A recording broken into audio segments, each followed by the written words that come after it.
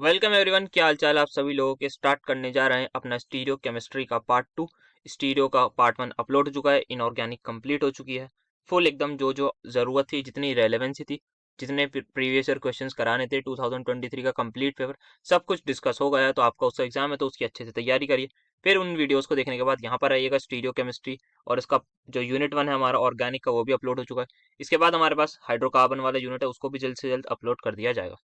तो आज के लेक्चर हमारा थोड़ा सा लंबा हो गया, अराउंड 50 मिनट्स का हो गया। तो कंटेंट इतना था तो वही है कि वीडियोस अगर छोटी भी रख सकते हैं, मतलब फिर क्वेश्चंस कम कराने पड़ेंगे। तो सोचा कि मतलब 20 मिनट की क्या एक अलग वीडियो अपलोड करी जाए, तो एक 50 मिनट का आपका लेक्चर बना दिया जाए। तो टेलीग्राम चैनल की लिंक आपको डिस्क्रिप्शन में मिल जाएगी। एक आध दिन में वहाँ पर सारे नोट्स अपलोड कर दिए जाएंगे आपसे। अभी प्रोबेबली मंडे में यस अपलोड हो जाएंगे नोट्स सारे, जो भी मंडे है हमारे पास, कमिंग मंडे। तो उस दिन सारे के सारे नोट्स जितने भी लेक्चर हुए हैं वो सारे अपलोड हो जाएंगे। तो उसको ज्वाइन करना मत भूलिएगा। दोस्तों के साथ शेयर करते रहिए। सभी से बोलिए कि भाई पढ़ाई लिखाई करें, क्योंकि यहाँ पर हमारे पास कॉम्पिटिटिव एग्जाम नहीं है, जेई नीट नहीं हो रहा है यहाँ पर यह हमारा जो है एब्सोल्यूट सीजीपीए आएगी, तो सबके अच्छे नंबर आएंगे, तो कोई बुराई नहीं। तो स्टार्ट करते हैं फिर आज का हमारा lecture. Indicate whether each of the following compound is E और जेड। तो यहाँ पे हमें डबल बॉन्ड के अराउंड बताना है कि इस डबल बॉन्ड की कॉन्फ़िगरेशन ई है या जेड है। बेसिकली ई जेड नॉमेनक्लेचर हम बोलते हैं इसको, वो करना है। तो सबसे पहले देखेंगे कार्बन डबल बॉन्ड, कार्बन ये रहा हमारे पास। अब इस पर अटैच जो ग्रुप्स हैं, क्या वो सारे अलग हैं? तो दैट इज मतलब लेफ्ट हैंड साइड यहाँ पे OCH3 है, यहाँ पे CH3, तो दोनों अलग है, तो मतलब ठीक है। मतलब GI एग्जिबिट कर सकता है इस साइड से। अब यहाँ पे देखेंगे तो एक कार्बन और यहाँ पे ये बड़ा सा ग्रुप है, तो दोनों ग्रुप्स अलग हैं, तो that mean geometrical isomerism is possible. तो तब हम देखेंगे कि EZ कॉन्फ़िगरेशन हो सकती है या नहीं। तो पहले हमें देखना है ज्योमेट्रिकल आइसोमेरिज्म होगा या नहीं, और अगर नहीं होगा तो फिर EZ की बात ही नहीं होगा, तब हम देंगे। अब कैसे करना है, सबसे पहले देखेंगे कौन सा जो कार्बन डबल बॉन्ड जिस कार्बन से जो अटैच है उसका हायर एटॉमिक नंबर है या नहीं। तो यहाँ पे हम देखेंगे ऑक्सीजन का हायर एटॉमिक नंबर है कार्बन से, तो सिंपली हम इसको दे देंगे 1। जैसे RS कॉन्फ़िगरेशन में करते थे वैसे ही इसमें भी होता है, CIP रूल्स अप्लाई करके इसको हम दे देंगे 1, और इसको दे देंगे हम 2। क्यों 2 देंगे भाई, उसको 1 देंगे तो इसको 2 देंगे। अच्छा, यहाँ पे 1 और 2 होता है, 3 4 नहीं होता। अब यहाँ पे दूसरे वाले कार्बन पर आएंगे। अब यहाँ देखेंगे हाइड्रोजन का ज्यादा एटॉमिक नंबर होता है या कार्बन का। So obviously we have carbon का ज्यादा, तो उसको 1 दे देंगे, इसको 2 देंगे। तो यहाँ पे 1 और 2 हो गया। तो अब हम देखेंगे 1 और 1 अगर ऑपोजिट साइड है तो इस कार्बन की जो कौन वो आएगी हमारी बेसिकली, तो ये हो जाएगा हमारे पास ई कॉन्फ़िगरेशन या फिर ई नॉमेनक्लेचर आ जाएगा हमारा। इस पे बात करें इस वाले सिस्टम की, तो यहाँ पे हम देख सकते हैं इधर लेफ्ट साइड पे अगर बात करें, यहाँ कार्बन ड्रॉ हो गया, CH2 से भी ड्रॉ हो गया। बट अब गेम किससे देखा जाएगा, सुपर ओवर में हमारे पास आए ब्रोमीन और क्लोरीन। तो बताइए मुझे, यहाँ पे सबसे पहले हमने क्या देखा, नियरेस्ट एटम का एटॉमिक नंबर देखा, ड्रॉ हो गया। अब वो देखेंगे जो नियरेस्ट एटम है, मतलब जो कार्बन है, वो किस किस से अटैच है। तो यहाँ पे 2 हाइड्रोजन से अटैच है, 2 हाइड्रोजन से अटैच है, ड्रॉ हो गया। नाउ हमारे पास सुपर ओवर के लिए बचा क्लोरीन और ब्रोमीन। तो ब्रोमीन का ज्यादा या क्लोरीन का, ऑब्वियसली ब्रोमीन का ज्यादा एटॉमिक नंबर होता है, तो इसको 1 दे दिया और इसको हमने 2 दे दिया। अब इस पर बात आई, तो यहाँ पर अब देखेंगे भाई कार्बन है, ठीक है कार्बन है, तो ड्रॉ हो गया आगे। कार्बन के साथ कार्बन डबल बॉन्ड कार्बन है, मतलब यहाँ पर जो हम देखेंगे ये जो कार्बन है ये दोबारा कार्बन से अटैच है और एक हाइड्रोजन से। वेरस यहाँ पर इस केस में ये कार्बन और 3 हाइड्रोजन से अटैच है, तो ऑब्वियसली कार्बन और कार्बन की वजह से ये मैच जीत गया, क्योंकि ये कार्बन कार्बन से अटैच है, ये कार्बन एक हाइड्रोजन से अटैच है। बाकी जो डबल बॉन्ड को है वी ट्रीट के, ये जो डबल बॉन्ड है इसको हम 2 सिंगल बॉन्ड की तरह भी ट्रीट करते हैं इन केस ऑफ ज्योमेट्रिकल आइसोमेरिज्म। जब हम निकालते हैं तो जब भी हमारे पास EZ कॉन्फ़िगरेशन निकालनी होती है तो हम इसको, तो इसका मतलब मैं बोलूंगा ये वाला जो कार्बन है, ये कार्बन 2 कार्बन के साथ सिंगल बॉन्ड के अटैच है और एक हाइड्रोजन है, और ये तीनों hydrogen carbon hydrogen single bond है। तो ऑब्वियसली जहां पर कार्बन है वही वाला मैच जीतेगा, तो इस वाले को 1 देंगे, इस वाले को हम 2 देंगे। तो यहाँ पे भी हम देख सकते हैं ये भी 1 और 1 या 1 और 2 आ रहे हैं आमने सामने, तो ये भी कॉन्फ़िगरेशन हमारे पास होगी E। तो this is how we'll do. Next हमारे पास एक कंपाउंड है, आई होप विजिबल हो, इसको थोड़ा सा डार्क कर देते हैं। तो इसमें भी हमें बताना है वही EZ नोटेशन बतानी है आपकी। तो यहाँ पे जो है हाइड्रोजन CH3 ये सब लगे हुए हैं, इसको थोड़ा सा मैं डार्क कर दूं पहले, ठीक है। तो ये हमारे DO के पेपर ऐसे ही मिलते थे, तो मतलब ऐसे स्क्रीनशॉट लगा लिए, तो आई थिंक ये विजिबल है इतना तो वाकई। ये CH3 है, ये हाइड्रोजन है, ठीक है। तो आप जल्दी से अपने क्वेश्चन को देखते हैं। तो यहाँ पे इस वाले डबल बॉन्ड के अराउंड देखते हैं। सबसे पहले यहाँ पर हम देख सकते हैं, यहाँ पे कार्बोक्सिल COH और H दोनों ग्रुप अलग है, GI होगी। यहाँ पे हाइड्रोजन और ये पूरा ग्रुप अलग है, तो GI होगी। तो इसको मुझे देना होगा 1, क्योंकि कार्बन है भाई, बड़ा एटॉमिक नंबर, इसको देना होगा 2। सेम यहाँ पर मैं इस वाले को 1 दूंगा, इस वाले को 2 दूंगा। सिंपल सा दिख रहा है मुझे, 1 और 2 आमने सामने है, तो ये हो जाएगा E। अब बात आते हैं नीचे वाले सिस्टम की, तो यहाँ हम देखेंगे यहाँ पे भी बहुत सिंपल सा है, इस वाले को 1, इस वाले को 2, इधर वाले को 1, इधर वाले को 2, अगेन ये भी मेरे पास ई आ गया। तो दोनों में ई देना होगा। क्यों दिया मैंने? क्योंकि भाई हायर एटॉमिक नंबर से ही मेरे पास आ गया, बहुत सिंपली। हाइड्रोजन और कार्बन का क्या मुकाबला? एक का एटॉमिक नंबर एक का एटॉमिक नंबर। कार्बन का क्या होता है बताओ भाई? 6 होता है ना। हाँ, तो 6, 1 और 6 में कौन जीतेगा? 6 जीतेगा। तो बस दोनों जगह हमारे पास, सारी जगह हमारे पास 1 और 6 का गेम हो गया। तो दोनों हमारे पास ये आ जाएंगे। नेक्स्ट देखते हैं, हमारे पास यहाँ पर आ रहा है कॉन्फ़िगरेशन। यहाँ पे हमें आरएस और इजेड भी बतानी है। तो जिसकी आरएस किस में बताते हैं? ऑप्टिकल में। इजेड किस में बताते हैं? ज्योमेट्रिकल में। तो उसी के मुताबिक हमें चलना है। तो आइए देखते हैं, सबसे पहले इजेड वाले को ही देखते हैं। तो यहाँ पे हम देखें कार्बन डबल बॉन्ड, कार्बन में पहले लेफ्ट साइड पे आते हैं। यहाँ पर मेरे पास जो कार्बन है, यहाँ पर भी कार्बन है, तो मैच ड्रॉ हो गया। नाउ द पॉइंट इज, ये कार्बन किससे अटैच है और ये कार्बन। तो यहाँ पर अगर मैं CH2NH2 को बनाऊं, तो CH2NH2 का मतलब है ये CH2, यहाँ पे नाइट्रोजन से अटैच है और ये नाइट्रोजन आगे दो अटैच है। वेरा CN की जब मैं बात करूंगा, तो I will treat C triple bond and as की ये मेरे पास जो कार्बन है ये 3 सिंगल बॉन्ड नाइट्रोजन से अटैच है। तो अब मुझे देख के बताइए, ये है C 3 नाइट्रोजन, ये है C, कौन जीतेगा? ऑब्वियसली CN वाला जीतेगा। तो यहाँ पर मुझे इसको 1 देना होगा, इसको 2 देना होगा। अब बात है यहाँ पर ऑक्सीजन और ऑक्सीजन के बीच ड्रॉ हो गया। यस सर, हो गया। अब ऑक्सीजन किससे अटैच है? सर ये ऑक्सीजन हाइड्रोजन से अटैच है, वेरस ये कार्बन से। कौन जीतेगा, हाइड्रोजन या कार्बन? सर कार्बन जीतेगा।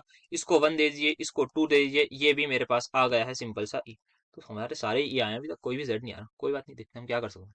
अब इस पे आते हैं। तो यहाँ पे तो इन्होंने खुद ही अलग दे रखा है। तो देखें, ऑक्सीजन जीतेगा या नाइट्रोजन? सर ऑक्सीजन जीतेगा, तो 1 आ गया। नाइट्रोजन पे 2 आ गया। यही होगा ना? यस सर, यही होगा। ज्यादा ऑक्सीजन का होता है, ठीक है। यहाँ पे ब्रोमीन पे 1 आएगा, फ्लोरीन पे 2 आएगा, बिकॉज सिंपली एटॉमिक नंबर से ही हम जा रहे हैं। तो ये भी हमारे पास आ गए। तो सारे के सारे भाई हमारे पास ई ही आ रहे हैं। अब ये हमारे पास आरएस कॉन्फ़िगरेशन वाले हैं, इनको देखते हैं। इसको बना लेते हैं नेक्स्ट वाले पेज पर, सेकंड वाले पार्ट। ठीक है, तो प्रायोरिटी देखते हैं। सारे के सारे कार्बन है, तो पहली बार ड्रॉ। चलते हैं दूसरे एटम के पास। तो सेकंड एटम देखिए, यहाँ पर ऑक्सीजन है, यहाँ पर ऑक्सीजन है, बाकी सब में कार्बन कार्बन है। तो ऑक्सीजन गेम जीत गया। अब इन दोनों में ड्रॉ है, तो यहाँ पर सुपर ओवर देखेंगे, तो ये कार्बन हाइड्रोजन से अटैच है, यहाँ पर ये कार्बन से, तो कार्बन जीत जाएगा। तो इसको मैं 1 दे दूंगा, इसको मैं 2 दे दूंगा। अब बात आती है 3 किसको दूं? तो 3 में मैं देख सकता हूँ, यहाँ पे कार्बन 3 कार्बन से जुड़ा है, यहाँ पे कार्बन, ये कार्बन ट्रिपल बॉन्ड कार्बन से जुड़ा है। बट द पॉइंट इज, किसको दूं मैं? क्योंकि हम कार्बन को भी, कार्बन ट्रिपल बॉन्ड कार्बन को कैसे ट्रीट करते हैं कि ये कार्बन जो है 3 कार्बन के साथ अटैच्ड है। So let's have a look यहाँ पे क्या होगा। तो ये हमारे पास जो है, इसको मैं थोड़ा सा और अलग तरीके से ड्रॉ करूं, तो कैसे ये ड्रॉ होगा नाउ। अब मुझे इसको दिखाना है। तो ये जो कार्बन है मेरा, ये एक असली कार्बन के साथ अटैच्ड है, और ये असली कार्बन एक हाइड्रोजन के साथ अटैच है। नाउ हमें पता है इनके बीच में ट्रिपल बॉन्ड है, but we are treating these triple bonds as carbon single bond carbon. तो यहाँ पे मुझे 2 अपने पास से नकली एटम्स लगाने होंगे, जिसको हम बेसिकली बोलते हैं फैंटम एटम्स। तो यहाँ पे भी 2 लगाने होंगे, ताकि मेरी वैलेंसी सेटिस्फाई हो। अब यहाँ पे देखिए ध्यान से, मेरे पास ये जो कार्बन है, ये कार्बन किससे अटैच है? एक कार्बन से यहाँ अटैच है, वो असली है। दूसरे से अटैच है, ये मेरे पास फैंटम एटम है, ये भी मेरे पास फैंटम एटम है। यहाँ पर अगर हम देखें, बट ये जो कार्बन है, ये तीनों के तीनों रियल कार्बन से अटैच्ड है, तीनों के तीनों। और उन कार्बन के साथ भी 3 3 आस पे हाइड्रोजन है, बट यहाँ पे हम कुछ नहीं लगाते। तो यहाँ हम देख सकते हैं, ये कार्बन एक असली और 2 नकली के साथ अटैच है, ये कार्बन 3 असली के साथ अटैच है। दैट्स वाई इस वाले की थोड़ी ज्यादा प्रायोरिटी होगी, और इसको हम देंगे 3 नंबर, और ये आ जाएगा 4। अब घुमाते हैं अपना चक्रव्यूह, मतलब वही जो हम करते हैं। ये मेरे पास आएगी डायरेक्शन, तो ये क्या होगी? इसको बोलते हैं एंटी क्लॉकवाइज, है ना? हाँ, एंटी क्लॉकवाइज आएगी। तो एंटी क्लॉकवाइज के लिए हमारी कॉन्फ़िगरेशन होती है एस, तो एस हमारी हो जाएगी। आई होप आपको ये बात समझ में आई होगी, नकली और असली का केस, कि यहाँ पे कार्बन ट्रिपल बॉन्ड कार्बन को हम अज्यूम करेंगे कार्बन सिंगल बॉन्ड कार्बन 3 है, मतलब carbon single bond carbon, carbon single bond carbon, carbon single bond carbon. तो हमारे पास एक तो कार्बन है, कार्बन असली में कितने? एक है। हम ट्रीट कर रहे हैं ना, होना और ट्रीट करने में फर्क है ना भाई। असली में कोई चीज एक्चुअल है, और किसी चीज को हम ऐसे ही मान रहे हैं, तो उसमें फर्क है ना। दोनों बातों में समझ में आ रही है ना लैंग्वेज? कोई मतलब बहुत कॉम्प्लिकेटेड तो नहीं बोल रहा मैं। तो यहाँ पे जो है कार्बन सिंगल बॉन्ड कार्बन एक इसके साथ है, और बाकी जो 2 हम अज्यूम कर रहे हैं कि ये 2 और कार्बन के साथ सिंगल बॉन्ड बना रखा है, that are actually imaginary atom. तो ड्यू टू दिस यहाँ पर हमारे पास ये जीतेगा, और ये आ जाएगी एस। अब यहाँ पर हम देखें, तो इसको भी ऐसा करते हैं, नेक्स्ट अलग पेज पे ड्रॉ कर लेते हैं। सो यहाँ पे नंबरिंग करते हैं, तो सबसे पहले ऑब्वियस सी बात है, हमारा ये ऑक्सीजन जीत जाएगा एटॉमिक नंबर सबसे ज्यादा। अब बात आएगी सुपर ओवर की, तो यहाँ पर हम देख सकते हैं ये कार्बन जीत जाएगा, क्योंकि ये carbon 2 oxygen, basically double bond oxygen, और यहाँ पे सिंगल बॉन्ड ऑक्सीजन है। तो यहाँ पर क्योंकि इसके पास ज्यादा ऑक्सीजन है, भले ही वो इमेजिनरी हो, बट ऑक्सीजन, अगर ऑक्सीजन ऑक्सीजन असली असली होते, तब मैं बोलता कि भाई यहाँ पे ये वाला जीतेगा। बट यहाँ पे इसके पास एक ऑक्सीजन डबल बॉन्ड है, इसके पास कार्बन सिंगल बॉन्ड है और बाकी दो हाइड्रोजन है, तो ये 2 आ जाएगा, ये वाला 3 आ जाएगा और ये हमारे पास आ जाएगा 4। ठीक है, तो ये हमारे पास ये हमने इसकी कर दी नंबरिंग। अब यहाँ पे क्या करना है, इसको हमें झूले की तरह समझना है कि ये एक मेरे पास झूला है, ये मेरे पास बेसिकली एक एक्सिस है, इसके अराउंड मुझे रोटेशन कराना है कंपाउंड को। ऐसा मैं क्यों कर रहा हूँ, जब भी कोई आर एस कॉन्फिग्रेशन का क्वेश्चन है और उसमें वेज एंड डैश फॉर्मूला, तो ये जो 4th नंबर है विच इज लोएस्ट प्रायोरिटी, जिसको एलपीजी भी बोलते हैं, lowest priority group, it has to be on dash position. इसको हमें कैसे भी करके डैश पे लाना है, तभी हम इस क्वेश्चन को कर सकते हैं। तो कैसे करेंगे, ये एक्सिस है मेरे पास, इससे मैं इसको रोटेट कर रहा हूं, मैं इधर इधर की तरफ रोटेट करूंगा ताकि ये घूम जाए। तो जैसे ये रोटेट होगा तो देखिए मेरे पास ऊपर वाला मॉलिक्यूल ऊपर की तरफ ही रहेगा, इसमें कोई चेंज नहीं आ रहा। ये जो मेरे पास एच है ये घूम के क्या इस वाली पोजीशन पर नहीं आ जाएगा, दैट इज यहाँ पर आ गया एच। और ये जो ओ एच है क्या ये इधर एक्सचेंज हो जाएगा, यस यहाँ पे हो जाएगा, ये आ गया CH3, ओ एच की जगह मेरे पास आ चुका है ओ एच।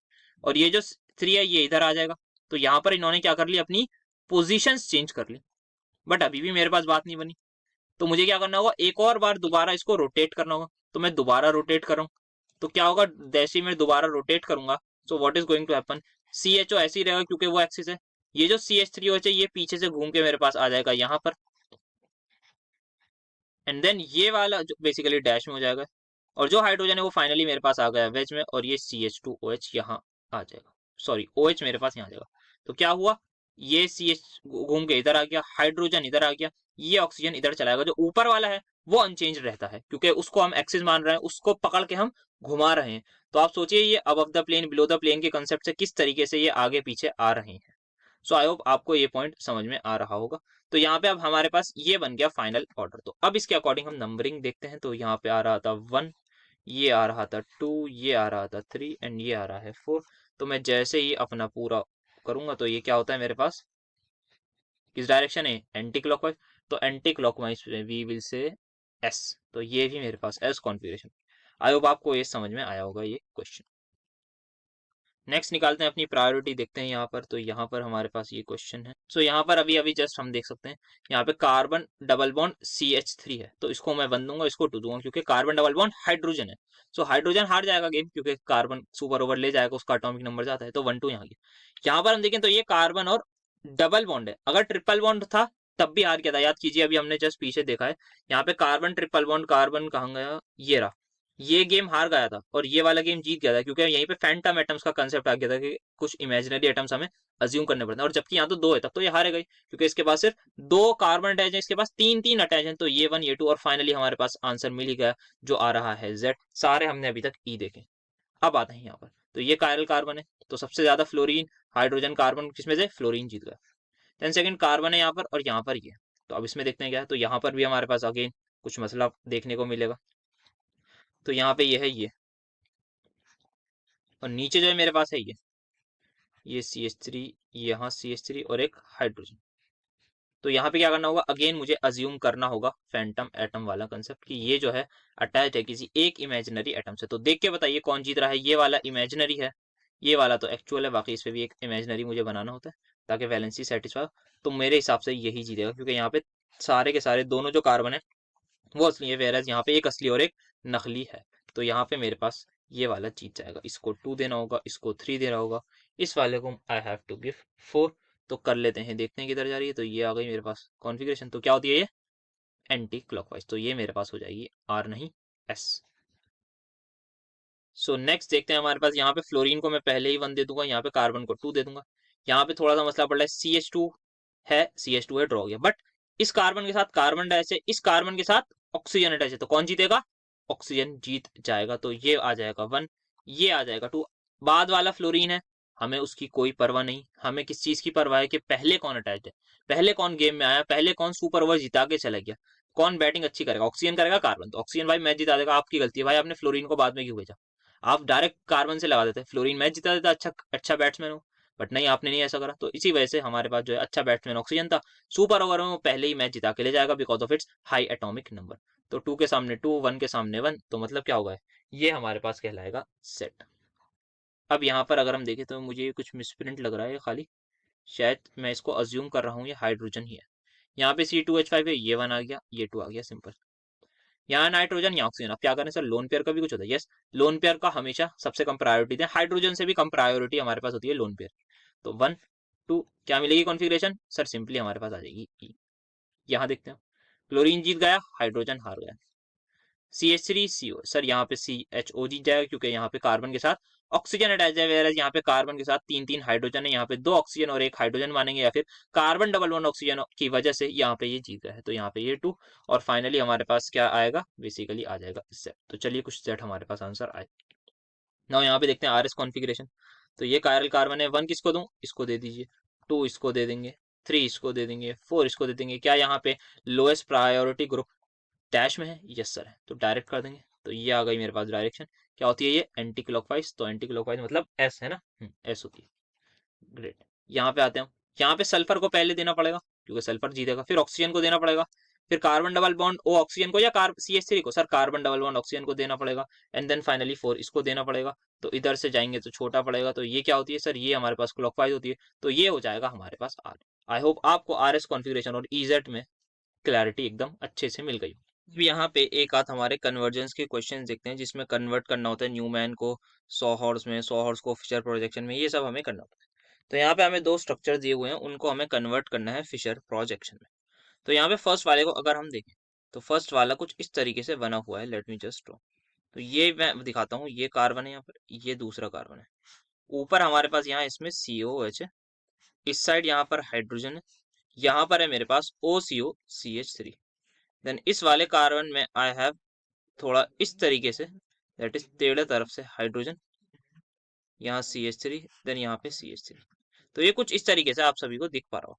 तो हमें क्या करना है, जब भी ऐसा क्वेश्चन आए, सबसे पहले ये क्या, कौन सी फॉर्म है, ये स्टैगर्ड है या एक्लिप्स, ये हमारी स्टैगर्ड है, क्योंकि यहाँ पे जो ग्रुप्स हैं वो ऑपोजिट है, तो ये हमारी स्टैगर्ड है। तो सबसे पहले क्या करिए, इसको 180 डिग्री रोटेट कर लीजिए। तो ये CH3 180 डिग्री रोटेट करके कहाँ जाएगा, यहाँ पर। तो ये जो बन जाएगी हमारी COH, ये वाले लोग ऐसे ही रहेंगे, यहाँ पर ये हाइड्रोजन, यहाँ पे ये OCO CH3। अब ये जो CH3 है ये यहाँ पर ऊपर आ जाएगा एकदम टॉप पर, और आप देख पा रहे होंगे ये हमारा जो हाइड्रोजन है ये यहाँ पे रोटेट होके होके किधर आ जाएगा, इधर आ जाएगा, यहाँ पर आ जाएगा एकदम 180 डिग्री इसका ये है ना। तो ये हाइड्रोजन यहाँ आ जाएगा, और जो हमारे पास OCH3 था वो यहाँ आ जाएगा। अब इसको हमें कन्वर्ट करना है फिशर प्रोजेक्शन में। तो यहाँ पे जो कार्बन हैं उसको नंबरिंग कर लेते हैं, 1, ये मेरा 1 है, ये 2 है, ये 3 है, ये 4 है। तो यहाँ पे जो है 1 2 3 4 में अगर नंबरिंग करूँ तो यहाँ पे मैं अब फिशर प्रोजेक्शन हमारे पास ये होता है, तो यहाँ पे मैंने बना लिया। तो ये सबसे ऊपर है मेरे पास 1, तो 1 पर है मेरे पास, 1 क्या है बेसिकली CH3 है, और 4 जो है वो है COOH है, ये आ गया मेरे पास, सबसे पहले हमने ये कर लिया। ठीक है, अब हमें देखना है, अब आप यहाँ से आप देख पा रहे होंगे ये जो OCH3 है और ये भी हमारे पास जो OCO CH3 है, ये दोनों के दोनों सेम साइड पर हैं। तो अगर ये सेम साइड पर है तो इन्हें हमें सेम साइड पर ही लगाना है, और यहाँ पे ये हाइड्रोजन ये भी सेम साइड पर है, तो इनको भी हम सेम ही साइड ही लगाएंगे। तो लगा देते हैं ऐसे। तो यहाँ पे मैं लगाता हूँ एक हाइड्रोजन एक हाइड्रोजन। देन यहाँ पे मेरे पास जो सेकंड कार्बन है उस सेकंड कार्बन पर है OCH3, और यहाँ पर लास्ट में है मेरे पास OCO CH3। तो यहाँ पर ये हमारा स्ट्रक्चर बन जाएगा इसका। तो अब यहाँ पे ये हमारा स्ट्रक्चर बन गया। अब यहाँ पे ये लोग पूछ सकते हैं कि ये स्ट्रक्चर एराइथ्रो है थ्रियो, वैसे जनरली तभी आएगा जब यहाँ पे सेम ग्रुप, अगर यहाँ पे Br होता है या OH होता है इस साइड, तब ये पूछते हैं। तो सेम साइड जो होता है उसको हम कहते हैं एराइथ्रो, अगर ऑपोजिट साइड ग्रुप्स होते हैं तो उसको बोलते हैं थ्रियो। शायद आगे एक आध क्वेश्चन ऐसा दिखेगा। नेक्स्ट हमारे पास ये स्ट्रक्चर है, इस वाले को भी हम एक बार देखते हैं किस तरीके से बनाएंगे। सो यहाँ पे मैं इसको इरेज कर देता हूँ, यहीं पर इसको समझने की करते हैं कोशिश, इसी फॉर्म में इसको समझेंगे। तो सबसे पहले यहाँ पर आई होप आप सभी को पता होगा ये किस फॉर्म में किस तरीके से लिखा हुआ है। यहाँ पर जो होता है ये जो होता है ये कार्बन होता है हमारे पास, और ये बड़ा सा भी एक बेसिकली कार्बन को ही रिप्रेजेंट कर रहा होता है जस्ट हमारे पास, क्योंकि हमें पता है एटम्स जो होते हैं वो स्फेरिकल होते हैं। तो यहाँ पे इसको करते हैं अब ड्रॉ करने की कोशिश। तो यहाँ पे एक कार्बन आ जाएगा, यहाँ पर एक कार्बन आ जाएगा। इस कार्बन पर जो आप देख सकते हैं यहाँ पर इधर Br है, इधर एक हाइड्रोजन है, और नीचे की तरफ क्या है COOH। सिमिलरली इसको थोड़ा बड़ा कर देता हूँ, ठीक है। यहाँ पर ऊपर पीएच है, दैट इज बेंजाइल रिंग।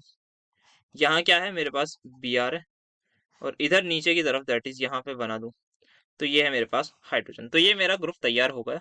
तो यहाँ पर भी इसको हम नंबरिंग कर सकते हैं, तो मैं डायरेक्टली इसको 1 2 3 और ये बेंजीन वाले कार्बन को 4 देता हूँ, वैसे जरूरत नहीं है 3 तक भी चल जाएगा। ठीक है, अब यहाँ पे क्या करना है, अगेन इसको इस वाले कार्बन को कर देते हैं 180 डिग्री रोटेट। तो ऊपर COH आ जाएगा, यहाँ पर हाइड्रोजन इस साइड आ जाएगा, Br इस साइड आ जाएगा।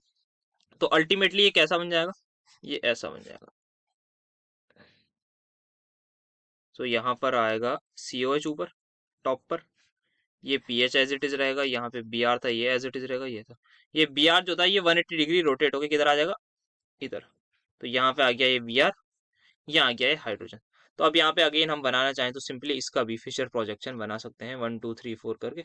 तो यहाँ पे मैं इसको सबसे पहले स्ट्रेट बना देता हूँ, ये आ जाएगा COH, यहाँ पर है मेरे पास पीएच। तो एक बार नंबरिंग लिख दूँ 1 2 3 4।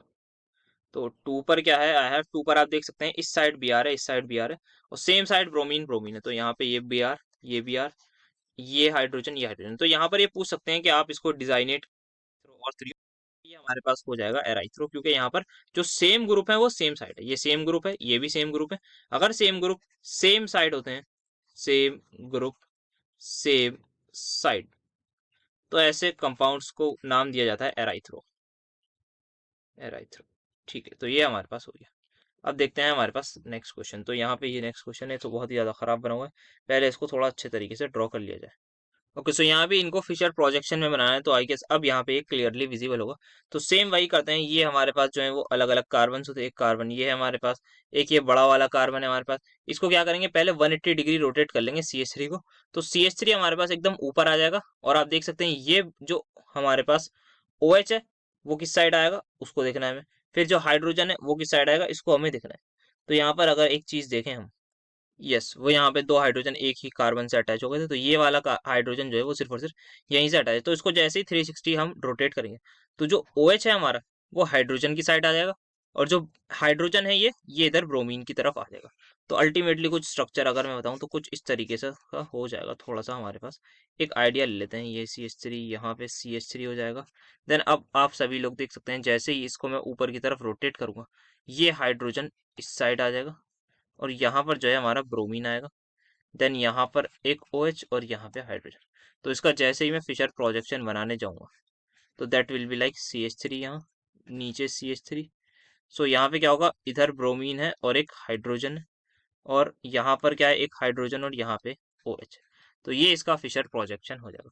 सिमिलरली इस वाले का भी डायरेक्टली अगर बनाने की कोशिश करें तो ये तो डायरेक्टली ही बन जाएगा, क्योंकि यहाँ पे हम खुद ही देख सकते हैं। तो इसमें मैं ऊपर लगा देता हूँ C2H5, नीचे लगा देते हैं CH3, सेम साइड पर Cl है, और यहाँ पे hydrogen hydrogen. So I hope आप सभी को समझ में आ रहे होंगे किस तरीके से करना है। जब भी कुछ ऐसा टेढ़ा मेढ़ा स्ट्रक्चर आपको दिखे, तो उसमें क्या करना है, आपको 180 डिग्री रोटेट करना है और आपको सेम साइड ले आना है। सो बेसिकली कहने का मतलब ये है, आपको इक्लिप्स बना लेना है फ्रॉम स्टैगर। स्टैगर क्या होता है, जब हमारे पास बल्कि ग्रुप जो है वो एकदम 180 डिग्री ऑपोजिट में हो, तो वो हमारे पास होता है स्टैगर। और हमारे पास देन उसको हम कन्वर्ट करते हैं इक्लिप्स में कि वो सेम साइड आए, ताकि हम उसका फिशर प्रोजेक्शन ड्रॉ कर सकें। तो ये था हमारे पास एक और क्वेश्चन। नेक्स्ट एक और होगा, तो इसको भी देख लेते हैं। यहाँ पर हमें इसको एराइथ्रियो थ्रियो भी करना है, तो कुछ नहीं करते हैं, इसको डायरेक्टली 180 डिग्री रोटेट कर देता हूँ मैं। कौन से वाले को, ऊपर वाले को कर देता हूँ। तो ये कुछ इस तरीके से हो जाएगा, नीचे आ जाएगा C2H5। यहाँ पर तो हमारे पास है ही CH3। Now you guys can see के अब क्या होगा। सो यहाँ पर अगर हम देखें, सो CH3 यहाँ पर आ गया हमारे पास। देन आई गेस अपोजिट आएगा, तो हमने किसको रोटेट करा था, ऊपर वाले को। हाँ, तो ये OH इधर आ जाएगा और H इधर आ जाएगा। देन इस साइड यहाँ पर हमारे पास H है और इधर हमारे पास OH है। तो यस, ये हमारा बन गया। और आप देख सकते हैं यहाँ पे OH ऑपोजिट साइड आ रहे हैं। तो इधर मैं लगा देता हूँ CH3, देन नीचे मैं लगा देता हूँ C2H5, देन यहाँ पे उधर मैं लगा देता हूँ पहले अपना हाइड्रोजन। यहाँ आ गया हाइड्रोजन, यहाँ OH, then OH and hydrogen. And we can clearly see यहाँ पर जो ग्रुप्स हैं OH वो ऑपोजिट साइड है, हाइड्रोजन हाइड्रोजन ऑपोजिट साइड है। तो इस कंपाउंड को हम बोलेंगे थ्रियो। तो ये हमारा जो टाइप अगर हम पूछा जाएगा तो ये थ्रियो होते हैं हमारे पास। तो ये थे कुछ कन्वर्जेंस वाले हमारे questions. Define the terms racemic mixture and resolution of mixture, illustrate the chemical method for the resolution of a racemic mixture with an example. तो यहाँ पे सबसे पहले हमें पता होना चाहिए रेसिमिक मिक्सचर क्या होता है। सो आई गेस इसकी हम बात कर भी चुके हैं, बट स्टिल एक बार और बात कर लेते हैं। जब हमारे पास व्हेन टू एनेंटियोमर्स, जब हमारे पास कोई भी दो एनेंटियोमर्स हो, एनेंटियोमर्स मतलब जिसकी सारे जितने भी कायरल कार्बन है उन सभी की कॉन्फ़िगरेशन अगर अलग है तो वो एनेंटियोमर्स कहलाते हैं। When enantiomers of same compound, एक कंपाउंड है हमारे पास, उसके हो सकता है मान लेता हूँ एक एनेंटियोमर R होगा, उसकी कॉन्फ़िगरेशन एक होगा S। तो एक कंपाउंड के दो एनेंटियोमर्स होंगे, और अगर वो प्रेजेंट है किसी भी मिक्सचर है, मिक्सचर का मतलब दोनों प्रेजेंट है, एक से ज्यादा कोई चीज है, तो कौन सी दो चीजें, एक R होगा, हो सकता है एक S होगा।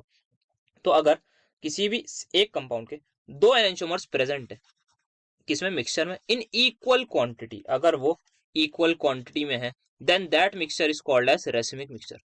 तो मतलब 50-50% हमारे पास जो है वो दोनों के दोनों एंटियोमर्स होंगे। हो सकता है एक कंपाउंड हो, उसका उसकी कॉन्फ़िगरेशन हो आर, उसका एंटियोमर क्या होगा, जिसके कायरल कार्बन की कॉन्फ़िगरेशन होगी एस। तो दोनों के दोनों हमारे पास 50-50% प्रेजेंट होंगे इन अ मिक्सचर। अब बात आती है ये रेजोल्यूशन क्या होता है हमारे पास। अब यहाँ पे ये जो एनेंटियोमर्स होते हैं, इनके अंदर ये प्रॉपर्टी होती है कि इनकी फिजिकल प्रॉपर्टीज सेम होती है। मतलब बॉइलिंग पॉइंट हुआ और आपका बाकी चीजें, मेल्टिंग पॉइंट हुआ, डेंसिटी हुआ, ये सारी चीजें इनकी जो है वो सेम होती है। तो अब यहाँ पे इनको सेपरेट करना काफी ज्यादा प्रॉब्लमेटिक होता है। वैसे डायस्टीरियोमर्स जो होते हैं, उनकी जो प्रॉपर्टीज होती है फिजिकल वो अलग होती है, पर यहाँ पे इनकी वो हमारी फिजिकल प्रॉपर्टीज जो है वो सेम होती है। तो यहाँ पे प्रॉब्लम आती है कि अब इनको किस तरीके से सेपरेट करें। तो सेपरेशन जो भी हमारे पास प्रोसेस है, basically to separate these enantiomers, उसको हम बोलते हैं रेजोल्यूशन। तो separation of racemic mixture into enantiomers. अब यहाँ पे मैं क्या करूंगा, ये मेरे पास एक मिक्सचर है, इसमें ये मेरे पास दोनों 50-50% हो गए। मैं कुछ ऐसा करूंगा कि इस आर को 50% अलग कर दूं, इस आर को 50%, इस एस को 50% अलग कर दूं, तो वो मेरा क्या है कहलाएगा, वो प्रोसेस कहलाएगा रेजोल्यूशन। तो separation of resolution into enantiomers, उसको हम बोलते हैं बेसिकली रेजोल्यूशन। तो separation of racemic mixture into enantiomers, this is called as resolution. तो डेफिनेशन आप लोग लिख लेंगे। काफी सारे मेथड्स होते हैं इसके। अब हम जो बात करने जा रहे हैं वो केमिकल मेथड की, और बेसिक क्या है। तो सबसे पहले बात करते हैं, एक हमारे पास रेसिमिक मिक्सचर है। यहाँ पे मैं बॉक्स बना लेता हूँ, ये है मेरे पास एक रेसिमिक मिक्सचर। इसमें क्या होगा, 50% आर कॉन्फ़िगरेशन है, 50% एस कॉन्फ़िगरेशन है। अब हम क्या करेंगे, यहाँ पे कोई भी एक ऑप्टिकली एक्टिव रिएजेंट ले लेंगे। इसका एग्जाम्पल से भी समझेंगे, अभी आप समझिए हो क्या रहा है। ऑप्टिकली एक्टिव रिएजेंट, अब ऑप्टिकली एक्टिव रिएजेंट है, मुझे बताइए तो क्या उसकी क्या कोई एब्सोल्यूट कॉन्फ़िगरेशन होगी? यस सर होगी। या तो आर होगी या एस होगी। मैं लेट कर रहा हूं उसकी एब्सोल्यूट कॉन्फ़िगरेशन है एस, लेट कर लेते हैं भाई, ठीक है। अब एनेंटियोमर्स की एक प्रॉपर्टी होती है, और अगर आपने वीडियो देखी होगी तो उसमें यह था कि जो एनेंटियोमर्स हैं, अगर वो रिएक्ट करते हैं किसी भी ऑप्टिकली एक्टिव रिएजेंट के साथ, तो वो केमिकल रिएक्टिविटी उनकी अलग होती है। बोलिए ये सुन लो। एनेंटियोमर जो होते हैं, कौन कौन से एनेंटियोमर, एक आर एनेंटियोमर, एक ऐसे, अगर वो किसी ऑप्टिकली एक्टिव रिएजेंट के साथ रिएक्ट करेंगे तो वो डिफरेंट मैनर में रिएक्ट करेंगे। तो मतलब क्या है, ये जो एस है हमारे पास, ये जब आर वाले से रिएक्ट करेगा तो कुछ कंपाउंड बनेगा। मान लेते हैं वो जो कंपाउंड बना, अब उसकी कॉन्फ़िगरेशन आर एस हो जाएगी, क्योंकि उसमें दो दो कायरल कार्बन हो जाएंगे। एग्जाम्पल से और अच्छे से समझ आएगा, अभी समझिए क्या हो रहा है। अगर मैं आर को एस के साथ रिएक्ट कराऊंगा तो आर एस बन जाएगा, और जब एस को एस के साथ रिएक्ट कराऊंगा क्या वो एस एस बन जाएगा? Yes sir. अब आंखों से देख के बताइए, क्या ये अब भी एनेंटियोमर्स हैं? सर एनेंटियोमर्स वो होते हैं जिनमें सारे कायरल कार्बन की एब्सोल्यूट कॉन्फ़िगरेशन अलग हो, बट यहाँ ऐसा नहीं है। तो ऐसा किस में होता है कि कुछ कायरल कार्बन की कॉन्फ़िगरेशन अलग, कुछ की सेम, ऐसा होता है हमारे पास डायस्टीरियोमर्स में। तो ये अब बन चुके हैं हमारे डायस्टीरियोमर्स। क्या डायस्टीरियोमर्स की फिजिकल प्रॉपर्टीज अलग होती हैं? Yes sir. क्या उनको हम बॉइलिंग पॉइंट वगैरह किसी चीज से सेपरेट कर सकते हैं? Yes sir.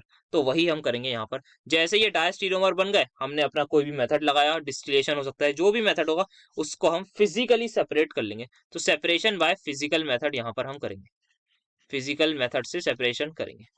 तो अब क्या होगा यहाँ पे सेपरेट, मतलब आर एस अलग हो जाएगा प्लस एस एस अलग हो जाएगा। तो सर अभी भी तो ये अलग नहीं हुआ। हाँ बिल्कुल आपने सही कहा, नहीं करा। तो अब हम क्या करेंगे, किसी चीज से रिएक्ट करेंगे, जनरली हाइड्रोलिसिस वगैरह करा लेते हैं, जो भी रिएक्शन होती है उसको एग्जाम्पल से देखेंगे तो और अच्छे से समझ में आएगा। तो यहाँ पे जो हमारे पास ये जो 50% आर था वो एकदम अलग आ जाएगा, और साथ में जो ऑप्टिकली एक्टिव रिएजेंट था वो अलग बाहर मिलेगा आपको। सिमिलरली यहाँ पे भी किसी रिएजेंट के साथ या हाइड्रोलिसिस जनरली कराते हैं, तो यहाँ पे आपको जो हमारा कंपाउंड था एस वो अलग मिल जाएगा और आर मिलेगा। क्या यहाँ पे ये लोग अलग होगा? यस। क्या स्टार्ट करा था हमने रेसिड्यू मिक्सचर से और पा लिए हमने अलग अलग एनेंटियोमर। तो यही मेथड हमारे पास कहलाता है रेजोल्यूशन। अब इसका एक एग्जांपल लेते हैं और इसको अच्छे तरीके से समझते हैं। तो एग्जांपल के लिए सबसे पहले भाई हमें कोई ना कोई ऑप्टिकली एक्टिव इंसान चाहिए। Yes sir. तो यहाँ पे C2H5, यहाँ पे मैं ले रहा हूँ CH3, यहाँ पे लिया मैंने H, और ये आ गया मेरे पास COH। ये एक कंपाउंड है, इसकी कॉन्फ़िगरेशन आई गेस होनी चाहिए R। बाकी नहीं, अगर थोड़ा बहुत गलती हो तो वो तो आप लोग देख ही लेंगे, क्योंकि बिकॉज कंसेप्ट हमने समझ लिया। दूसरा मैं कर रहा हूँ, अब इसको फ्लिप कर दूंगा तो ऑब्वियस सी बात है जो कॉन्फ़िगरेशन है वो हमारी चेंज हो जाएगी। अब इसकी जो कॉन्फ़िगरेशन होगी that is going to be S. क्या करने जा रहे हैं सर, ये हमारे पास रेसिमिक मिक्सचर है। क्या बिल्कुल होगा? Yes sir. रेसिमिक मिक्सचर है, 50% आर 50% होगा। इसकी रिएक्शन करा रहे हैं किसी ऑप्टिकली एक्टिव इंसान के साथ। अब ऑप्टिकली एक्टिव इंसान लाए हैं हम, ये एक हम एल्कोहल लिया है कहीं से उठा के, ये लिया है हम एल्कोहल। क्या होगा रिएक्शन, आपने आई गेस 12th में जरूर पढ़ी होगी। ये हमारे पास होती है एस्टेरिफिकेशन रिएक्शन, जिसमें कार्बोक्सिलिक एसिड और अल्कोहल की रिएक्शन होती है। अब कराइए जरा रिएक्शन, आई गेस आप सभी को याद होगा, यहाँ से OH चला जाता है, दिस OH हमारे पास चला जाएगा, यहाँ से H चला जाएगा और बॉन्ड जुड़ जाएगी। तो जरा प्रोडक्ट बनाने की कोशिश करिए। यहाँ पे मैं डायरेक्ट इसको ET लिख रहा हूँ बिकॉज इथाइल है, थोड़ा आसानी रहेगी। इसको Me लिख रहा हूँ, H है। यहाँ पे क्या है, C डबल बॉन्ड O तो एज इट इज रहेगा, यहाँ पे O जुड़ चुका होगा, यहाँ पे Me, यहाँ पे ET, और नीचे आ जाएगा हाइड्रोजन। साथ में दूसरा प्रोडक्ट क्या बनेगा सर, यहाँ पे ये ET एज इट इज रहेगा, ऊपर हाइड्रोजन एज इट इज रहेगा, नीचे Me एज इट इज रहेगा, ये COO, ये O, फिर यहाँ पे हमारे पास आ जाएगा, क्या आएगा, ऊपर Me आएगा, यहाँ पे H आ जाएगा, यहाँ पे ET आएगा। अच्छा, इसकी जो कॉन्फ़िगरेशन थी वो आई गेस आ रही है हमारी S।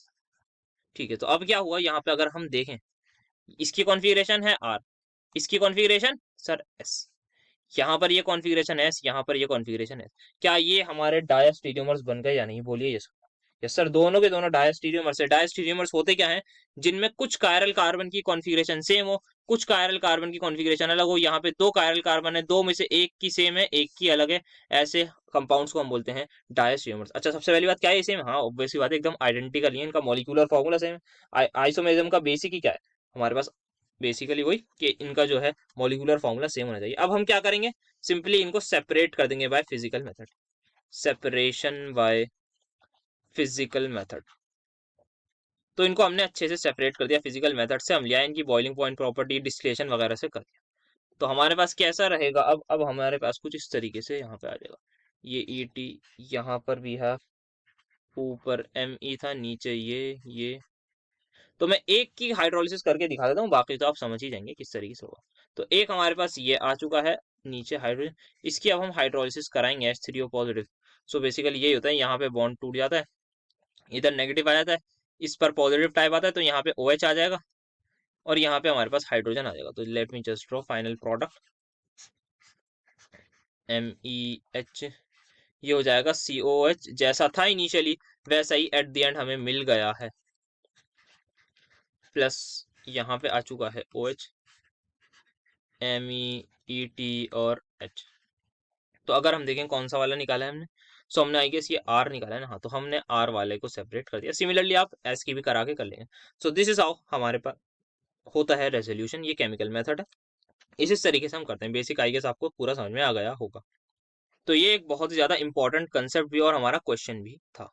Draw all the conformations of cyclohexane and arrange them in order of increasing stability, then give reasons for the stability order। तो यहाँ पे हमें कॉन्फर्मेशंस बनाने हैं सारे साइक्लोहेक्सेन्स के। तो सबसे पहले बना लेते हैं एक साथ। तो यहाँ पे हमारे पास एक आती है चेयर फॉर्म, जिसको सबसे ज्यादा स्टेबल बोला जाता है। देन हमारे पास आती है एक हाफ चेयर, इसके सभी के रीजंस भी समझ लेंगे, आप लिख के आ जाएंगे एग्जाम में। तो ये हमारे पास हाफ चेयर होती है। बेसिकली ये 5 के 5 कार्बन आप समझिए इसी रिंग में, कौन से 5, इसको मैं कर देता हूँ येलो से। तो 1 2 3 4 5 ये हमारे पास इसी कॉपी में, या फिर आप जो आप स्क्रीन में देख रहे हैं उसमें, और ये बाहर की तरफ निकला हुआ है, बस ये वाला कार्बन इसमें ये है। तो आप इसको थोड़ा चाहें तो आप डैश में टाइप दिखा सकते हैं कि ये कुछ हमारे पास ऊपर उठा हुआ होता है। सिमिलरली ये भी बॉन्ड हमारे पास थोड़ी ऊपर उठी हुई होती है। तो इसको थोड़ा सा अलग करने के लिए हम इस तरीके से भी बना सकते हैं। तो आई गेस आप पॉइंट समझ लोगे क्या मेरा मेन पॉइंट है ये बताने। तो ये हमारे पास सबसे पहले आ गई, इसको हम बोलते हैं मेन अपनी चेयर फॉर्म। देन ये मेरे पास आई, इसको बोलते हैं हाफ चेयर। इसके बाद हमारे पास आती है एक बोट। तो बोट शेप बनाते हैं। तो यहाँ पे हमारे पास boat shape, let me just draw, ये आ गई मेरे पास बोट शेप। और बोट शेप में एक प्रॉब्लम होती है, वो प्रॉब्लम हमें समझनी है। क्या होता है हमारे पास, ये दोनों कार्बन जिसको मैं ब्लू से कर रहा हूँ, ये दोनों सेम प्लेन में होते हैं, ये इनके हाइड्रोजन्स आते हैं, जिन हाइड्रोजन्स को हम बोलते हैं फ्लैग पोल हाइड्रोजन्स। यहाँ पे ये आपस में रिपल्जन दिखाते हैं, यहाँ पे ये रिपल्जन करते हैं। अब क्या कर रहा हूँ मैं, इस रिपल्जन को ओवरकम करने के लिए ये जो कार्बन दिख रहा है आपको, इसको मैं मोड़ के इधर ला रहा हूँ। आप कह सकते हैं रोटेट कर रहा हूँ, थोड़ी अच्छी लैंग्वेज में अगर बोलना है तो यहाँ पे मैं इसको रोटेट कर रहा हूँ। तो देखिएगा कैसे होगा। तो यहाँ पे आप थोड़ा सा कोशिश करिए समझने की, हो क्या रहा है। यहाँ पे इसको इधर ला रहा हूँ, तो यहाँ पे हमारे पास क्या रहेगा, ये ये वाला हमारे पास ये आ गया कार्बन। नाउ यहाँ पे जो है थोड़ा सा हम मोड़ेंगे जब हम, तो ये कुछ इस तरीके से हो जाएगा। तो आप कोशिश करिए हो क्या रहा है, पहले मैं पूरा बना दूं। ये आ गया, ये। तो यहाँ पे ये मैंने सिर्फ और सिर्फ बॉन्ड इसीलिए दिखाई है ताकि ये ओवरलैप ना करे, ये बॉन्ड ही आ गई। जैसे आपने रेजिस्टेंस में फिजिक्स में पढ़ा होगा, 12th में ऐसे ही दिखाते थे, जब रेजिस्टर्स को हमें ओवरलैप नहीं करना होता था सर्किट्स में। ये हमारे पास आ गए। तो यहाँ पे अब इससे क्या ओवरकम हुआ है, ये जो कार्बन है हमारे पास ये घूम के इस साइड आ चुका है और हमने एक तरीके से थोड़ी सी शेप में बदलाव लिया है। तो यहाँ पे बोर्ड में हमारे पास जो होते हैं ये फ्लैग पोल हाइड्रोजन बोलते हैं इनको, जो रिपेल कर रहे होते हैं आपस में एक दूसरे को। टू ओवरकम दिस रिपल्जन, तो हम क्या करते हैं, इनको इसको शेप को मोड़ देते हैं और हम या फिर आप रोटेट कर देते हैं। तो ये बोट शेप थी, बोट, और ये हमारे पास आ गई ट्विस्ट बोट। अब इनकी स्टेबिलिटी ऑर्डर समझते हैं। तो सबसे ज्यादा जो स्टेबल होता है वो हमारे पास होता है चेयर फॉर्म, क्योंकि यहाँ पे दो बॉन्ड्स होती हैं। इस वाली को हम बोलते हैं एक्सियल हाइड्रोजन, जिसको मैं HA लिख रहा हूँ, एक्सियल हाइड्रोजन। ये आ गया इक्वेटोरियल। तो यहाँ पे जो एक्सियल हाइड्रोजन है ये ऊपर एक्सिस है, तो यहाँ पे जो है अलग ही प्लेन में दूसरे इसके एडजेसेंट कार्बन पर जो भी हमारे पास हाइड्रोजन होगा वो अलग प्लेन में होगा। सिमिलरली यहाँ पे भी जो इक्वेटोरियल वाला होगा ये एकदम अलग होंगे। तो इनमें जो है वो रिपल्जन नहीं है। ऐसी हीलियम मत समझ लेना भाई, क्योंकि हीलियम ने बॉन्ड बना रखा है, हीलियम हमारे पास इनर्ट गैस है। तो यहाँ पे ये हमारे पास अलग, ठीक है। सिमिलरली आप यहाँ पर भी बनाए तो यहाँ पे ये ऊपर आएगा हाइड्रोजन, और इनका प्लेन अलग है, तो इसी वजह से रिपल्जन हमारे पास नहीं होगी। सिमिलरली आप पूरे बना सकते हैं। तो यहाँ पे हमारे पास दो तरीके के हाइड्रोजन होते हैं, एक्सियल और इक्वेटोरियल, और दोनों एक दूसरे के ऑपोजिट होते हैं एडजेसेंट कार्बन पर, जिसकी वजह से हमारी जो रिपल्जन है दैट इज मिनिमम। तो ये चेयर फॉर्म में हमारे पास होता है। तो आप उसके बारे में लिख सकते हैं, यहाँ पे टू टाइप्स ऑफ हाइड्रोजन है और दोनों के दोनों आप एक दूसरे के ऑपोजिट प्लेन्स में होते हैं, जिसकी वजह से यहाँ पे जो है वो रिपल्जन मिनिमम होती है, रिपल्जन मिनिमम होती है।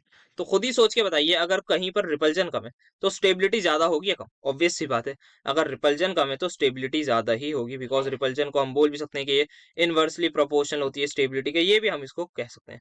तो जो एडजेसेंट कार्बन होते हैं उनको हम ये भी बोलते हैं कि दे आर स्टैगर्ड, ऑपोजिट होते हैं, और फोर्स ऑफ रिपल्जन मिनिमम। तो यहाँ पे कोई और हमारे पास कोई यहाँ पे एंगल स्ट्रेन भी नहीं होता। अब बात करें हाफ चेयर की। सो हाफ चेयर हमारे पास जो है वो लीस्ट स्टेबल होती है। ऐसा क्यों? ये जो चेयर शेप बनी है, आपको पता होगा चेयर कैसी होती है। क्या चेयर एक प्लेनर स्ट्रक्चर है एक ही प्लेन में? नो सर, चेयर हमारे पास कुछ ऐसी होती है, ये बैठने का, ये फिर ये नीचे आ गया। तो ये एक प्लेन में तो नहीं होती हमारे पास, अलग अलग प्लेन में, एक प्लेन ये हो जाता है, एक ये हो जाता है, फिर ये सेम हो जाता है, तो प्लेन तो नहीं होती स्टेज। अच्छा, तो इसका मतलब अगर आप ऐसे इमेजिन कर पा रहे हैं इस वाली चेयर को, तो क्या यहाँ पे सारे कार्बन एक प्लेन में? नो सर, एक प्लेन में नहीं है। हम ये बोल सकते हैं कि ये कार्बन एक प्लेन, ये चार कार्बन हम बोल सकते हैं कि एक प्लेन में हो सकते हैं, बाकी ये दोनों तो अपोजिट है। तो यहाँ पे हमारे पास जो कार्बन है वो प्लेन में नहीं है। Whereas in case of half chair क्या होता है, यहाँ पे ये जो पांच कार्बन है, पांचों के पांचों सेम प्लेन में होते हैं, पांचों के पांचों कार्बन सेम प्लेन में होते हैं, तो they are almost in basically same plane. तो 5 कार्बन एटम्स जो होते हैं ये एक ही प्लेन में होते हैं, इन वन प्लेन, जिसकी वजह से यहाँ पे जो रिपल्जन है वो मैक्सिमम होती है, और एक कार्बन ये हमारे पास आउट ऑफ द प्लेन होता है। आउट ऑफ द प्लेन वाला कार्बन ये है हमारे पास, बाकी पांचों के पांचों जो है वो सेम ही प्लेन में है, जिसकी वजह से हमारी जो है यहाँ पे रिपल्जन मैक्सिमम होती है, रिपल्जन मैक्सिमम होती है। तो दैट्स वाई हमारे पास ये जो है इसमें सबसे लीस्ट स्टेबल होता है। तो ये आ गया लीस्ट स्टेबल, वो आ गया मैक्सिमम स्टेबल। तो आई गेस आपको स्टेबिलिटी ऑर्डर के रीजन भी अब पता लग रहे होंगे, आप लिख पाएंगे कि पांच कार्बन इसमें एक प्लेन में होते हैं, जिसकी वजह से रिपल्जन ज्यादा होती है, एक carbon out of the plane होता है। ये सारी बातें आप लिख सकते हैं, कोई इतनी बहुत ज्यादा इसमें शेक्सपियर की इंग्लिश लगाने की जरूरत नहीं पड़ेगी, और कोई ऐसा हमारी वोकैब भी हाई नहीं यूज होगी, तो इतना तो कर ही सकते हैं। नेक्स्ट हमारे पास आता है ये बोट कन्फर्मेशन। इसमें क्या होता है, हमने देखा है यहाँ पे जो है फ्लैगपोल हाइड्रोजन जो होते हैं उनमें आपस में जो है रिपल्जन हो रही होती है। तो due to this flagpole hydrogen, और इसको ओवरकम कैसे करा था हमने? ट्विस्ट बोट के लिए। तो यहाँ पे क्या होता है, फ्लैग पोल हाइड्रोजन जो है, फ्लैग पोल हाइड्रोजन को मैं यहाँ पे लिख रहा हूँ FH। जो फ्लैग पोल हाइड्रोजन है वो एक दूसरे से मूव अवे कर दिया हमने इन केस ऑफ ट्विस्ट बोट। तो बताइए रिपल्जन मैंने कम कर दी, तो अगर रिपल्जन मैंने कम कर दी तो उससे क्या फायदा होगा? उससे ऑब्वियस सी बात है स्टेबिलिटी बढ़ेगी। तो यहाँ पे जो बोट है वो ज्यादा स्टेबल होगी। सर अगर आपने फ्लैगपोल हाइड्रोजन जो रिपल्जन कर रहे थे उनको दूर कर दिया तो सिंपल बात है सर, वो तो स्टेबिलिटी बढ़ाएगा। तो दैट्स वाई जो ट्विस्ट बोट है वो हमारी ज्यादा स्टेबल होती है। तो यहाँ पे लिखने के लिए अगर मैं बताऊं तो बोट में हम लिखते हैं यहाँ पे जो है हमारे पास स्टेरिक हिंड्रेंस होती है due to this flagpole hydrogen. तो यहाँ पे इसको बोलेंगे steric hindrance due to FH। FH क्या है? Flagpole hydrogen. तो हमारे पास आ गए यहाँ पे स्टेरिक हिंड्रेंस हो गई ड्यू टू फ्लैगपोल हाइड्रोजन। और हम बोलते हैं यहाँ पे फ्लैगपोल हाइड्रोजन के साथ थोड़ा सा टॉर्सियोनल स्ट्रेन भी प्रेजेंट है, टॉर्सियोनल स्ट्रेन भी प्रेजेंट है। तो टॉर्सियोनल स्ट्रेन थोड़ा बहुत यहाँ पे प्रेजेंट होता है, ठीक है। तो यहाँ पे हमारे पास ये इसी वजह से जो है लेस स्टेबल हो गई, किससे? चेयर से भी, ट्विस्ट बोर्ड से भी, और ट्विस्ट बोर्ड सबसे ज्यादा हमारी बेसिकली ये तो काफी स्टेबल हो गई as compare to boat because of this overcome of repulsion. तो ट्विस्ट बोट में क्या होता है, हम बोलते हैं यहाँ पे स्ट्रेन भी कम है, टॉर्सियोनल स्ट्रेन भी कम है। ये टॉर्सियोनल स्ट्रेन जो है बेसिकली थोड़ा बहुत एंगल्स की वजह से होता है, जो बॉन्ड एंगल्स होते हैं उसकी वजह से होता है। अगर थोड़ा बहुत सॉलिड्स पढ़ा होगा, mechanical properties of solids class 11th में, उसमें थोड़ा बहुत इसका डिस्कशन होता है टॉर्सियोनल स्ट्रेन का, बाकी यहाँ पर नहीं बात करते हैं। आप एक टर्म समझ लिएगा, एग्जाम में लिख के आनी है ये टर्म, टॉर्सियोनल स्ट्रेन नाम की एक चीज होती है जो प्रेजेंट होती है बोट में। वेराज यहाँ पे हमारे पास जो है वो लेस स्ट्रेन होता है, और लेस स्ट्रेन कौन सा, टॉर्सियोनल भी और स्टेरिक भी बोलते हैं यहाँ पे। अच्छा, स्टेरिक कैसे कम करा हमने, फ्लैग पोल हाइड्रोजन को अवे करके। यहाँ पे अब ये आ गया, ये एक फ्लैग पोल हाइड्रोजन, ये आ गया एक फ्लैग पोल हाइड्रोजन, तो दोनों के दोनों हमारे एक दूसरे से अलग हो गए। तो यहाँ पे स्टेरिक स्ट्रेन को हमने या स्टेरिक हिंड्रेंस को इस तरीके से ओवरकम करा बिकॉज फ्लैग पोल हाइड्रोजन को हमने अवे कर दिया। So that's why it is more stable then twist boat. अब बात करें स्टेबिलिटी ऑर्डर की, तो चेयर सबसे आगे, चेयर सबसे आगे और सबसे पीछे हाफ चेयर, क्योंकि 5 के 5 carbon same atom same plane में थे। फिर उसके बाद गेम कौन जीता, फिर गेम बच रही थी बोट और ट्विस्ट बोट के बीच में। तो यहाँ पे ट्विस्ट बोट हमारे पास मैच जीत गया सुपर ओवर में, क्योंकि उसने फ्लैगपोल हाइड्रोजन को एकदम अलग कर दिया। तो ट्विस्ट बोट आ गया, देन फाइनली बोट आ जाए। तो इस सब के बारे में आप ये ऑर्डर लिखेंगे। चेयर का बताएंगे कि यहाँ पे क्यों स्टेबल होता है, क्योंकि एक्सियल और इक्वेटोरियल का आप लोग जिक्र कर देंगे। क्या बताना होगा कि यहाँ पे, और ये क्या होते हैं बेसिकली, सारे के सारे एक दूसरे के स्टैगर्ड फॉर्म में होते हैं। जितने भी हाइड्रोजन्स हैं वो सारे स्टैगर्ड होते हैं, मतलब ऑपोजिट होते हैं, और एक दूसरे के 180 डिग्री आप बोल सकते हैं।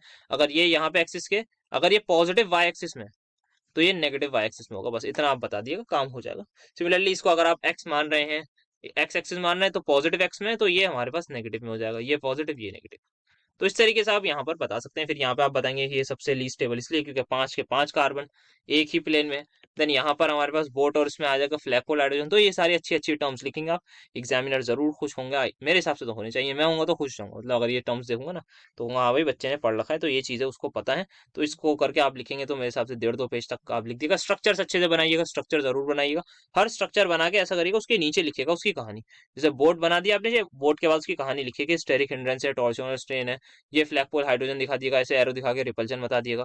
फिर ट्विस्ट बोर्ड बना के फिर एंड में कंक्लूजन में लिख दिएगा कि भाई ड्यू टू दिस दिस ये ज्यादा स्टेबल हो गया, ड्यू टू, यहाँ पे सबसे पहले लिखेंगे कि बिकॉज यहाँ पे ऑपोजिट में हाइड्रोजन है तो ये ज्यादा स्टेबल हो गया, इसमें 5 कार्बन सेम होगा ये कम स्टेबल हो गया। तो यहाँ पे हम फाइनली अपना स्टेबिलिटी ऑर्डर भी लगाते हैं। तो दिस इज हाउ हम इसका आंसर करेंगे। Write short notes on the following. Where strain theory we just have discussed this. Then we have optical isomerism. So optical isomerism क्या होता है, आइसोमेरिज्म का मतलब होता है ऐसे कंपाउंड जिनका सेम मॉलिक्यूलर फॉर्मूला हो बट स्ट्रक्चर उनका डिफरेंट हो। In this case optical isomerism में same molecular formula but they differ in optical activity, they differ in their optical activity. अब what do we mean by this optical activity? So optical activity क्या होती है, कुछ नहीं होती, plane polarised light को rotate करने की एबिलिटी। एक ये स्ट्रेट एकदम लाइट जाती है, इसको हम बोलते हैं प्लेन पोलराइज्ड लाइट। नॉर्मली क्या होता है, जो लाइट का कोई भी सोर्स ले लीजिए, जैसे बल्ब ले लिया, ये मैंने बल्ब है, तो ये कहाँ करेगा, लाइट हर डायरेक्शन में बेसिकली अपनी इलेक्ट्रोमैग्नेटिक वेव्स को छोड़ेगा। तो ये नॉर्मल लाइट होती है। इसको हम एक चीज होती है पोलैरीमीटर, उससे पास करवाते हैं। तो यहाँ पे ये एक प्लेन में उसको कन्वर्ट कर देता है। तो यहाँ पे अब ये बन गई प्लेन पोलराइज लाइट। ये सिर्फ और सिर्फ जो हमारी रेडिएशन थी वो सिर्फ और सिर्फ एक ही अब डायरेक्शन में हो गई या एक ही प्लेन में हो गई। अब इसको हम पास जब कराएंगे किसी कंपाउंड से, ये बेसिकली ऑप्टिकल हमारे पास मीट ऑप्टिकल, इसमें एक इंस्ट्रूमेंट होता है उसका नाम जरा ध्यान यार, देन उसमें ये पूरी उसकी लेंथ होती है। तो यहाँ पे अंदर कंपाउंड होता है, ये पूरा कंपाउंड। अब हमने इसको पास कराया, तो जैसे ये कंपाउंड पास कराया तो एक कंपाउंड इधर की तरफ मोड़ रहा है, मान लेते हैं लेट कर रहा हूँ मैं, इसने कुछ इधर इतना थीटा रोटेट कर दिया। दूसरा कंपाउंड होगा उसने इसी को रिवर्स में कुछ इतना थीटा रोटेट कर दिया।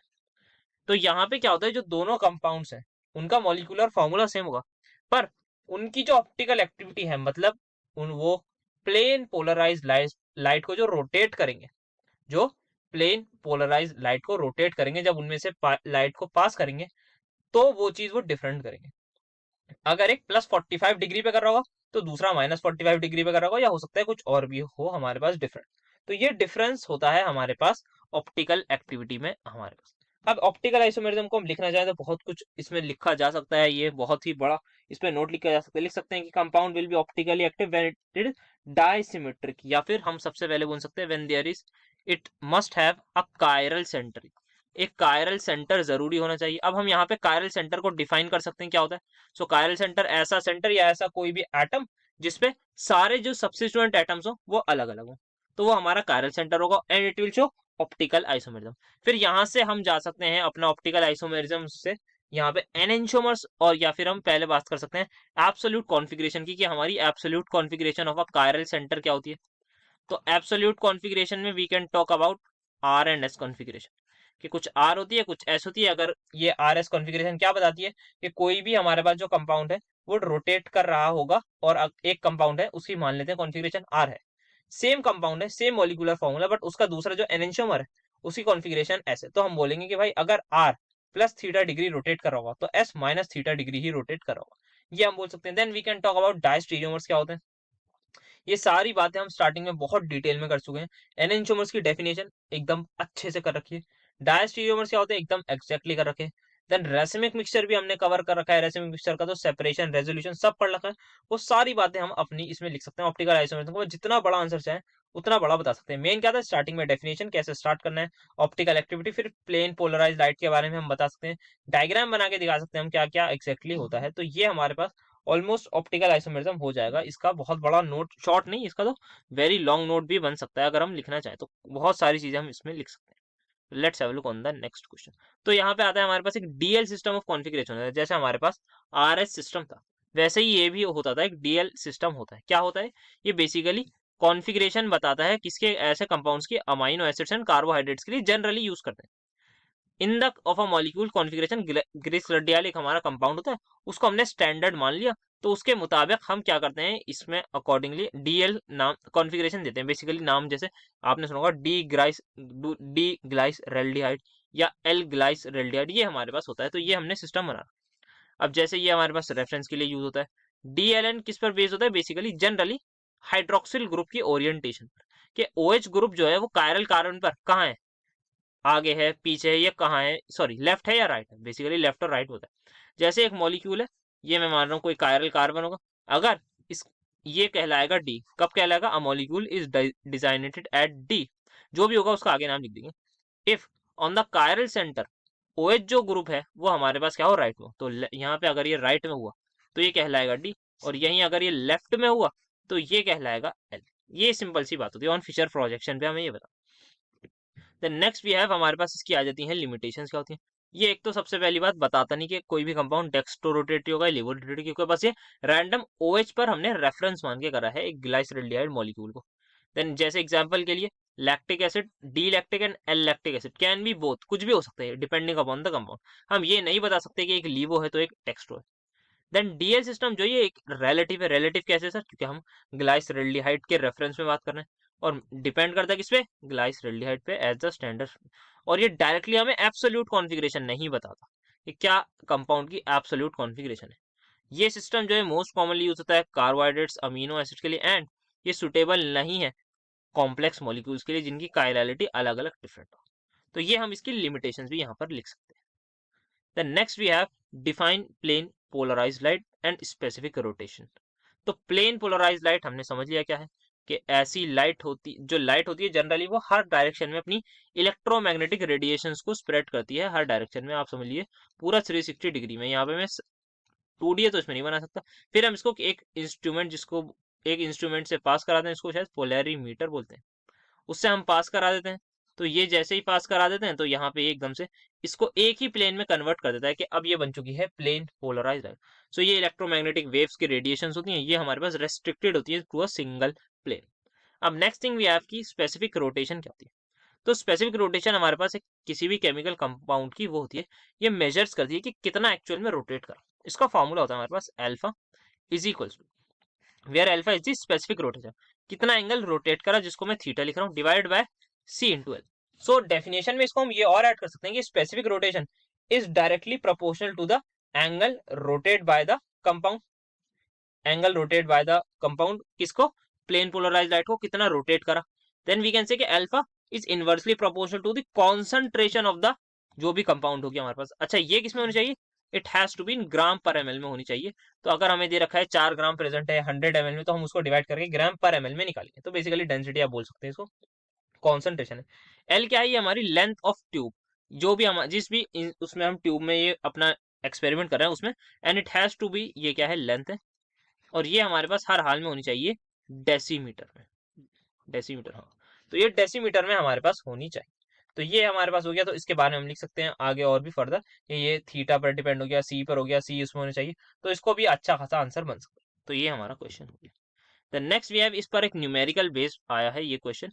तो यहाँ पे क्या दे रखा है, हमें स्पेसिफिक रोटेशन मतलब अल्फा को कैलकुलेट करना है। एक कंपाउंड, इसका फॉर्मूला थीटा बाय सी है। थीटा हमें दे रखा है कि जो ऑप्टिकल रोटेशन है वो हमें दे रखा है 1.2 माइनस 1.2 डिग्री। तो थीटा आ गया minus 1.2 degree divide by polarimeter tube की लेंथ। पोलैरीमीटर बेसिकली वो होता है, जो पोलैरीमीटर, यहाँ पे मैंने शायद गलत बोला है कि इसको पोलैरीमीटर, इसको पोलराइजर बोलते हैं, आई गेस पोलराइजर, यस। तो पोलराइजर बोलते हैं। और पोलैरीमीटर ट्यूब मतलब वही जहाँ पे हम अपना एक्सपेरिमेंट करा रहे होते हैं। उस पोलैरीमीटर ट्यूब में हमारा पूरा कंपाउंड होता है जो ऑप्टिकली एक्टिव होता है, फिर हम उसमें लाइट पास कराते हैं। तो उसकी लेंथ हमें 5 सेंटीमीटर दे रखी है। तो अगर मुझे इसको डेसीमीटर में करना है, सो आई गेस ये हो जाएगी 0.5 डेसीमीटर, ठीक है। Then next we have concentration दे रखी है ग्राम 100 ml में। तो अगर मैं ये बोलूं कि 100 ml जो सोल्यूशन है उसमें का मास 4.2 ग्राम है, तो मैं 1 ml का डायरेक्टली नहीं निकाल सकता यहाँ पे बाय यूनिटरी मेथड, जो हम सभी लोग 8th क्लास में पढ़ते हैं। 8th में आता है ना, हाँ 8th या 7th में। तो ये समथिंग आ जाएगा, मैं इसको डायरेक्टली लिख देता हूँ 4.25 इंटू 10⁻⁻2 ग्राम पर ml आ जाएगा। तो यहाँ पे मैं लिख देता हूँ 4.25 इंटू 10⁻⁻2 ग्राम पर ml। देन आगे लिख देता हूँ 5 इंटू 10⁻⁻1, और इसको आप कैलकुलेट कर लेंगे, पता नहीं शायद -56 पॉइंट समथिंग आता है। तो वो आ जाएगा हमारा आंसर। तो ये भी एक न्यूमेरिकल था, न्यूमेरिकल भी हमारे पास आता है, और ये इंपॉर्टेंट क्वेश्चन है, ये आता रहता है। सो आई थिंक ये था हमारा लास्ट ही क्वेश्चन ऑलमोस्ट। सो वही था हमारा लास्ट क्वेश्चन, और हो गई है पूरी स्टीरियो केमिस्ट्री भी। यूनिट 3 जल्द से जल्द स्टार्ट करेंगे। यूनिट 2 कंप्लीट हो गया है, तो अभी एक आध दिन बाद वीडियो अपलोड होगी, तो यूनिट 3 से स्टार्ट करेंगे। बाकी आपको टेलीग्राम चैनल की लिंक डिस्क्रिप्शन में मिल जाएगी। दोस्तों के साथ शेयर करना मत भूलिएगा। Thank you so much for attending my lecture.